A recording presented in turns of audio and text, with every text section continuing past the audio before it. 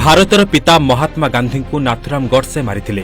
ଏହା ତ ପ୍ରତିଟି ଭାରତୀୟ ଜାଣିଛନ୍ତି, କିନ୍ତୁ କଣ ପାଇଁ ମାରିଥିଲେ ତାହା ବୋଧହୁଏ ଅନେକ ଜାଣିନଥିବେ।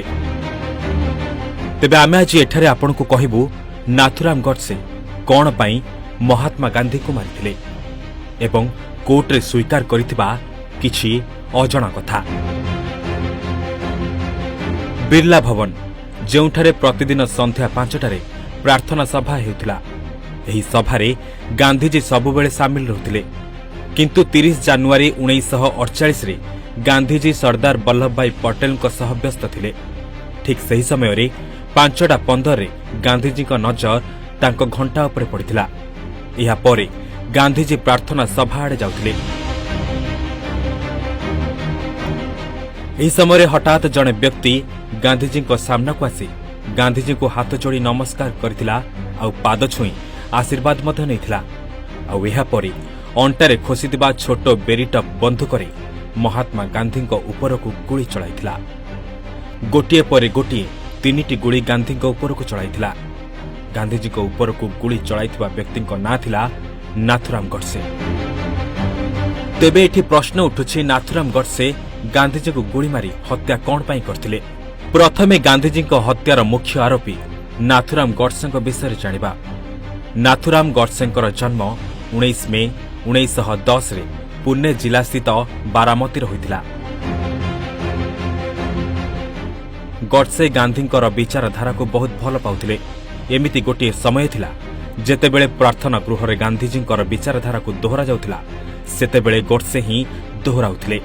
କିନ୍ତୁ ପରବର୍ତ୍ତୀ ସମୟରେ ନାଥୁରାମ ଗଡସେ ଗାନ୍ଧିଜୀଙ୍କ ବିଚାରଧାରାର ଘୋର ବିରୋଧ କରିବାକୁ ଲାଗିଥିଲେ। ଏମିତି କଣ ପାଇଁ ହେଲା, ଏହା ପଛରେ ଗୋଟିଏ ନୁହେଁ, ଅନେକ କାରଣ ରହିଛି। ଗଡସେଙ୍କ ବିଚାରଧାରା ଗାନ୍ଧିଜୀଙ୍କ ପ୍ରତି ଗୋଟିଏ ଦିନରେ ବଦଳି ନଥିଲା। ଗଡସେଙ୍କୁ ଲାଗୁଥିଲା କି ଗାନ୍ଧିଜୀ ହିନ୍ଦୁ ବିରୋଧୀ ବୋଲି। ଏହାସହ ଗାନ୍ଧିଜୀ ଏମିତି ଅନେକ କାମ କରିଥିଲେ ଯେଉଁଥିରେ ଗଡସେଙ୍କ ସହମତି ନଥିଲା। ଗାନ୍ଧିଜୀଙ୍କ ପ୍ରତି ଗଡସେଙ୍କ ବିଚାରଧାରା ବଦଳିବାର ଟର୍ଣ୍ଣିଂ ପଏଣ୍ଟ 1938 ମସିହାରେ ଆରମ୍ଭ ହୋଇଥିଲା, ଯେତେବେଳେ ଗଡସେ ଗାନ୍ଧିଜୀଙ୍କ ଭଳି ହାଇଦ୍ରାବାଦରେ Hindu Mahasabha activist anti Hindu discrimination କ୍ୟାମ୍ପେନକୁ ଲିଡ୍ କରିଥିଲେ। ଏଭଳି କ୍ୟାମ୍ପେନ୍ ପାଇଁ ତାଙ୍କୁ 1 ବର୍ଷର କାରାଦଣ୍ଡରେ ଦଣ୍ଡିତ କରାଯାଇଥିଲା। ଆଉ ଏହାପରେ ଗଡସେ ଗାନ୍ଧୀବାଦୀରୁ ସେକ୍ୟୁଲାରିଷ୍ଟ ହୋଇଯାଇଥିଲେ। ଗଡସେଙ୍କ ଭାରତ ଦେଶ ପ୍ରତି ଅତି ଅଲଗା ବିଚାର ଥିଲା। ତାଙ୍କ ହିସାବରେ ଲୋକତନ୍ତ୍ରରେ ଧର୍ମ ହିସାବରେ କୌଣସି ଲୋକଙ୍କୁ ବି ସ୍ୱତନ୍ତ୍ର ଅଧିକାର ନ ମିଳିବା ଦରକାର। ଏହା ପରଠାରୁ ଗାନ୍ଧିଜୀ ବିଚାରଧାରା ଏବଂ ଗଡସେଙ୍କର ବିଚାରଧାରାରେ ଆକାଶ ପାତାଳ ଫରକ ଆସିଯାଇଥିଲା। ଗଡସେଙ୍କ ଅନୁଯାୟୀ ଗାନ୍ଧିଜୀଙ୍କର ପ୍ରଥମ ଭୁଲ ଥିଲା କି ସେ ଖିଲାଫତ ଆନ୍ଦୋଳନର ସାଥ ଦେଇଥିଲେ। ଜିନ୍ନା ଅଲିଙ୍କୁ ବି ଗାନ୍ଧୀ ପୁରା ଅଧିକାର ଦେଇଥିଲେ ବୋଲି ଗଡସେ କୋର୍ଟରେ କହିଥିଲେ।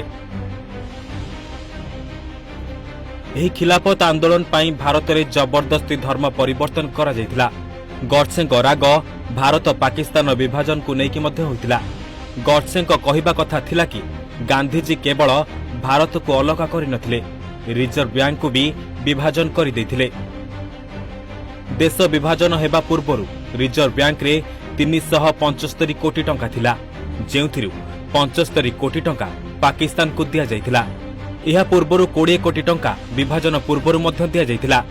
ଏହାପରେ ବି ଗାନ୍ଧିଜୀ ପାକିସ୍ତାନକୁ ଆହୁରି 55 କୋଟି ଟଙ୍କା ଦେବାକୁ ଜିଦ୍ ଧରି ବସିଥିଲେ, ଯାହାର ବିରୋଧ ନେହେରୁ ମଧ୍ୟ କରିଥିଲେ। ହେଲେ ଗାନ୍ଧିଜୀ ଭୋକରେ ରହି ଆନ୍ଦୋଳନ କଲେ।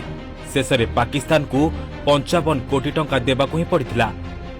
ଖାଲି ସେତିକି ନୁହେଁ, ଗଡସେ ରାଉଣ୍ଡ ଟେବୁଲ ଡିସ୍କସନ ପାଇଁ ମଧ୍ୟ ଗାନ୍ଧିଜୀଙ୍କୁ ଦୋଷୀ ମାନିଥିଲେ। 1931 ମସିହାରେ ହୋଇଥିବା ରାଉଣ୍ଡ ଟେବୁଲ ବୈଠକକୁ ବ୍ରିଟିଶ ସରକାର ହୋଷ୍ଟ କରିଥିଲା। ଏହି ସମ୍ମିଳନୀ କରାଚିରେ ଅନୁଷ୍ଠିତ ହୋଇଥିଲା। ହେଲେ ସେଠାରେ ଗାନ୍ଧିଜୀ ଲୋକତନ୍ତ୍ର ଏବଂ ରାଷ୍ଟ୍ରବାଦ ଉପରେ କିଛି ବି କହିନଥିଲେ। ଭଗତ ସିଂ, ରାଜଗୁରୁ ଏବଂ ସୁଖଦେବଙ୍କ ମୃତ୍ୟୁ ପାଇଁ ମଧ୍ୟ ମହାତ୍ମା ଗାନ୍ଧୀ ଦାୟୀ ବୋଲି ମଧ୍ୟ କହିଥିଲେ ଗଡସେ। ମହାତ୍ମା ଗାନ୍ଧୀଙ୍କର ଏଭଳି ଆଚରଣ ପାଇଁ ଗାନ୍ଧୀଙ୍କ ଉପରେ ନେତାଜୀ ସୁଭାଷ ବୋଷ ମଧ୍ୟ ପ୍ରଶ୍ନ କରିଥିଲେ। ନାଥୁରାମ କୋର୍ଟରେ ଏହା ମଧ୍ୟ କହିଥିଲେ କି ଗାନ୍ଧିଜୀଙ୍କୁ ପଢ଼ିବା ଏବଂ ବୁଝିବା ପରେ ମୋର ବିଶ୍ୱାସ ଏହି ବିଷୟ ଉପରେ ପହଞ୍ଚିଥିଲା କି ମୋର ପ୍ରଥମେ ଦାୟିତ୍ୱ ହେଉଛି ହିନ୍ଦୁତ୍ୱ ଏବଂ ହିନ୍ଦୁମାନଙ୍କ ପାଇଁ ମୁଁ ଗୋଟିଏ ଦେଶର ସଚୋଟ ନାଗରିକ ହୋଇଥିବାରୁ 30 कोटी हिंदुंकर स्वतंत्रतार रक्षा करने पूरा भारत ପାଇଁ सेवा हेब। आउ जेतेबेले गांधीजी संख्या लघुंक ପାଇଁ बिना खाई पी उपास करथिले सेतेबेले गांधीजींकर अस्तित्व को शेष करबा ପାଇଁ गडसे चिंता करथिले। पाकिस्तान निर्माण ପାଇଁ गांधीजी साहाय्य करथिले बोली गांधीजी को ऊपर नाथुराम बहुत बड़ अभियोग लगाइथिले, जहा ପାଇଁ से बहुत रागी जाइथिले बोली कोर्ट रे कहिथिले।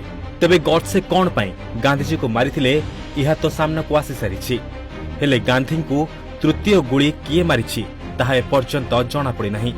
कारण गडसे कोर्ट रे स्वीकार करथिले कि से गांधी को 3टी गुली मारिथिले। Bureau report, Odisha Bhaskar.